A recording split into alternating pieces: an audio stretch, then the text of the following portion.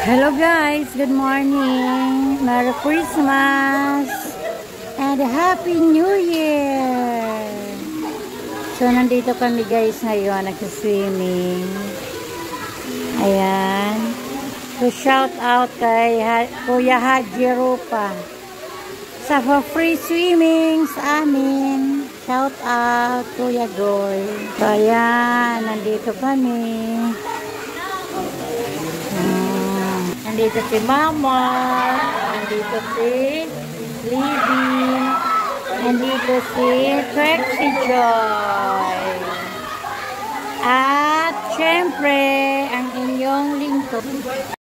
Hello guys, dito kami napunta sa swimming sa bagong taon.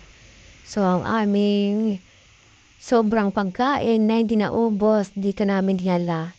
So nag-swimming kami dito, malapit sa lugar namin ang resort na ito. So dito kami, kasama-sama kami. So ini-enjoy namin ang araw na ito. Ayan, ang lawak na swimming pool. O yun dyan, okay. So tapos, inikot ko muna ang resort na ito. Yan dyan. So may shower dito, mag-shower muna. Hey. Basain natin ang ating buhok. Ayan. Shower muna po. Hey. So, pagkatapos dyan ay balik uli ako dito sa aming pwesto. Ayan, nandito ang dalawa. Nag-swimming. Ayan sila. So, ikot ulit tayo. So, itong area to, ito yung pinakamalalim na pool. Ayan, pinakamalalim dyan, malamig. So, dito yung mababaw lang, yan dyan. So, nag-enjoy kami ng aking anak. Ayan.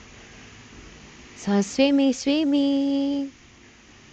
Ayan, super lamig. So, dito naman nag-play. Kunyari kami dyan. Ayan. Oo, sarap ng tubig. So, ikot na naman ulit tayo. Yan, pambata yan dito. Yang area yan ay pambata. Yan, doon banda yung cottage namin. Oh.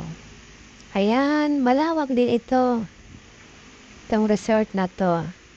Kaya dito namin naisipan kasi malapit lang ang lugar na ito sa bahay namin. So, malapit ang uwian. Hey, so, ayan. Ikot-ikotin muna natin ang resort. Okay. So, ayan guys. Nakikita naman natin na marami nang naliligo. Ayan. So, hanggang ano lang yan dito. 4 p.m. Hey, ayan, ang ganda ng resort na to.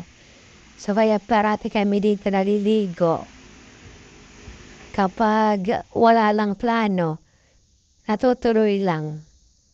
Kapag ano na, okay na, dito na kami naliligo. Kasi ito lang yung resort na malapit sa amin. So, balik sa cottage. Ako guys.